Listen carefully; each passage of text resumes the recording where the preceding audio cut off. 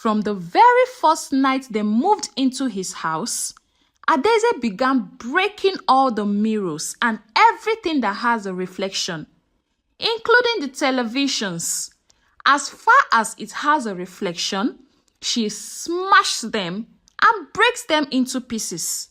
In a small quiet town called Umuzo, there lived a handsome young man called Chinedu. He was hardworking and he was surrounded by family and friends who loved him. Right there at Umuzo, Chinedu met a beautiful lady called Adaeze. He was sure he had found the perfect wife for himself. She was beautiful, tall, kind, and had long, beautiful hairs. But there was something mysterious about Adaeze. But Chinedu did not see it. He was just mesmerized by her beauty. He saw her on a street, on his way to his shop, and he walked up to her and said, "Beautiful girl, you are so beautiful. Please, can you be my wife?" And Adaeze responded, "Just like that? Won't you even care to know who I am before asking me to be your wife?" And Chinedu said, "There is no need of knowing who you are. Your beauty and grace is alone for me. You are just the perfect woman I need. Please be my wife." They both exchanged phone numbers. And when Chinedu got home, he invited his friends, telling them that he has seen his missing rib. "Wedding bells are ringing. You all should get your dancing shoes ready because I found my wife today." And his friends were shocked. "Today? How can you meet a woman today and decide to make her your wife just like that?" And Chinedu responded, "I don't care if I met her today or even a minute ago. This is the woman I will marry, and I am only telling you all to get ready because you are my friends." That evening, Chinedu called Adaeze, and they had a lengthy conversation. They spoke about everything and decided to marry each other, just like that. They concluded on visiting Chinedu's mother the next day. The next day, Chinedu took Adaeze to visit his mom and also introduce her to his mother as the woman he wants to marry. When they arrived, Chinedu's mother welcomed Adaeze with open arms, served them food, and everyone was happy. After a few minutes, Chinedu's mother called her son aside and said to him, "Chinedu, my son, yes, this lady is beautiful, but I am your mother. I will not deceive you. There is something odd about her. Please, my son, consider this step very well before you marry her. I don't know, I don't just accept her." And Chinedu said to his mother, "Mama, you worry too much. Will you be the one to live in the house with my wife?" And Chinedu's mother said, "How well do you know her?" And he said, "Mama, you don't have to worry about how much I know her. The most important thing is that we'll become husband and wife. Just get your wrappers ready. Your son is getting married and that is all that matters." And Chinedu's mother said, "Okay, my son, my prayers are with you." Few days later, Chinedu and Adaeze started shopping for their wedding preparations. But there was something Adaeze always did whenever they are in any place that have a reflection. She always used a scarf to cover her face. Chinedu noticed this, but decided not to ask her, thinking it was just a fashion style women did. The preparations went well, and they both got married to themselves in a lavish wedding. Right at the wedding, Chinedu's mother was still not happy because her spirit was not convinced on the bride her son has chosen. But she just wanted to make sure her son was happy and decided not to object to the wedding. After their wedding, Chinedu noticed something strange. From the very first night they moved into his house, Adaeze began breaking all the mirrors and everything that has a reflection, including the televisions. As far as it has a reflection, she smashed them and breaks them into pieces. Chinedu watched in disbelief as his new wife shattered every single mirror in their home. He had never seen anything like it. With a confused and worried expression, he asked her, "My love, why are you breaking everything that has a reflection, including mirrors in the house?" Adaeze only smiled and responded, "My dear husband, I'm allergic to reflections.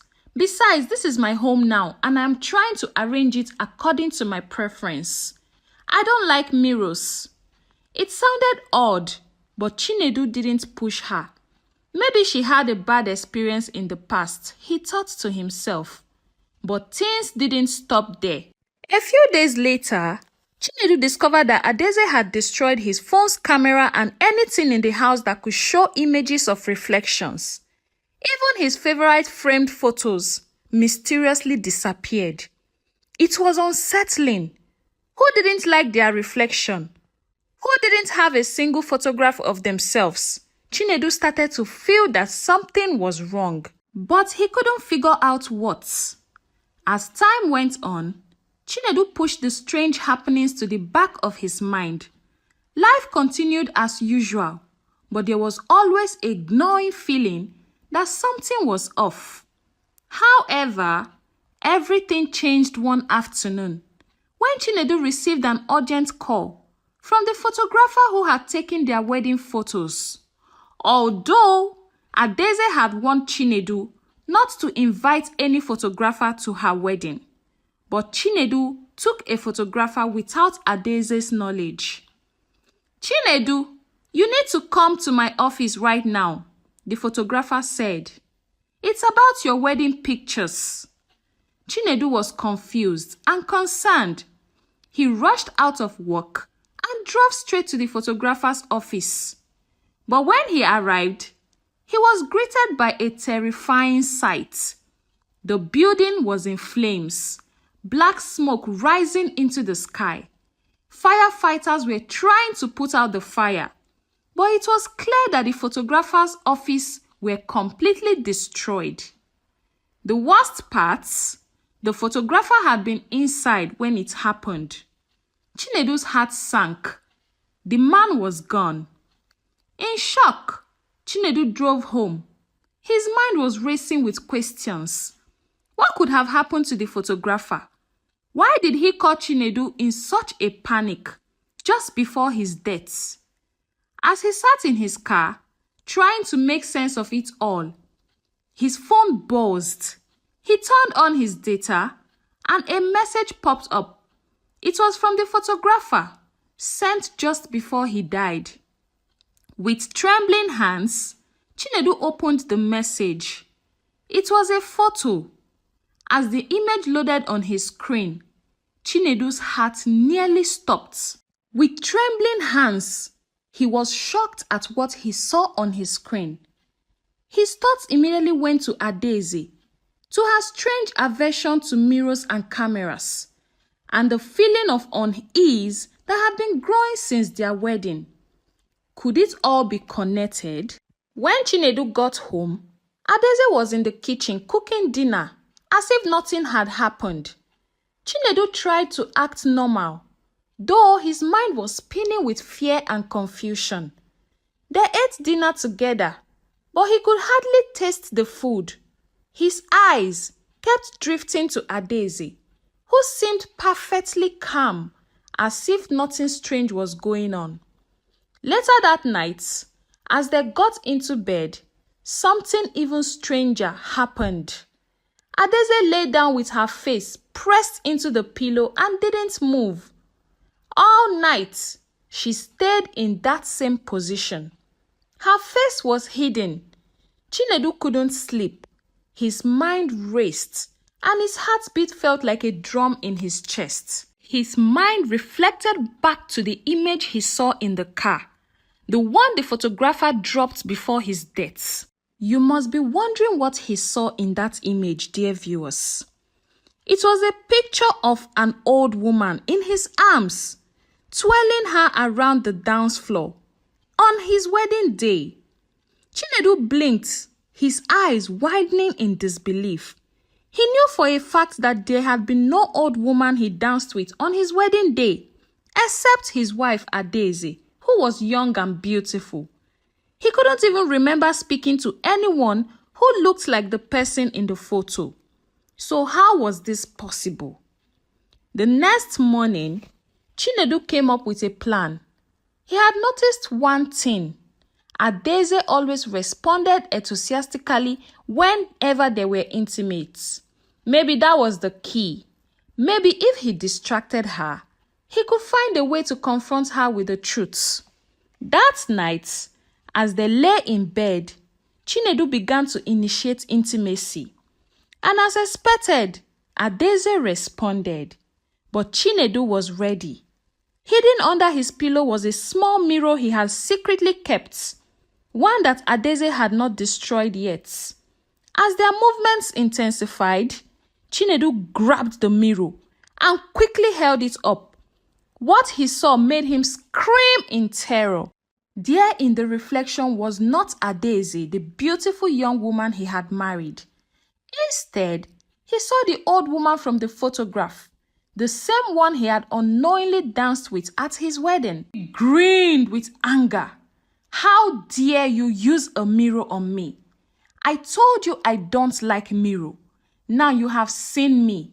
Her eyes were glowing with a sinister light. She was angry. Chinedu jumped back, falling off the bed, the mirror shattering on the floor. Adaeze, no, the old woman, sat up slowly, her face twisted with anger and terror. But then, as if sensing something, she softened. Now you know the truth, she said. I am not the woman you thought I was. I am here to pick you up. You are my next victim. On that fateful day that you saw me, I just came from our coven, and you were mesmerized by the beauty you saw and decided to marry me without asking. Now is not the right time to attack you. But since you decided to be faster than your shadow, then I have no other choice but to attack you. Today, you must follow me to our coven. Your life is ending today.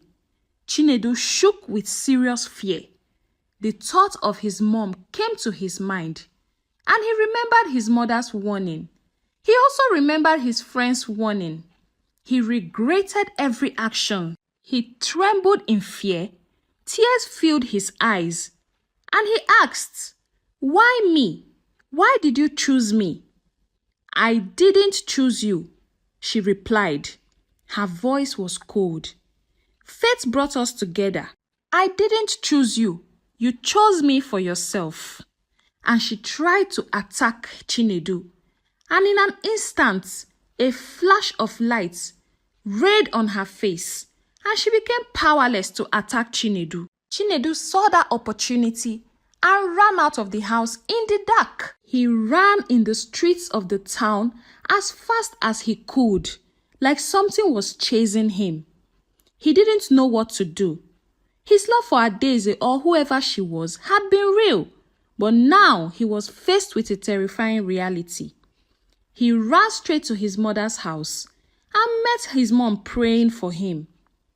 Chinedu realized that his mother's prayers was what made the woman powerless in the first place. He said to his mother, "Mama, I should have listened to you." And his mother said, "My son, I warned you, but what can I do? I had to keep praying for you, my son." The next day, Chinedu and his mom went back to his house. He went there and couldn't find anybody in the house. The house was completely deserted and empty. Adaeze, or the old woman, had disappeared, leaving no traces. He learned his lesson. He learned it the hard way. Ever since then, he vowed never to marry any woman that he doesn't know much about, and never to be carried away by a woman's beauty.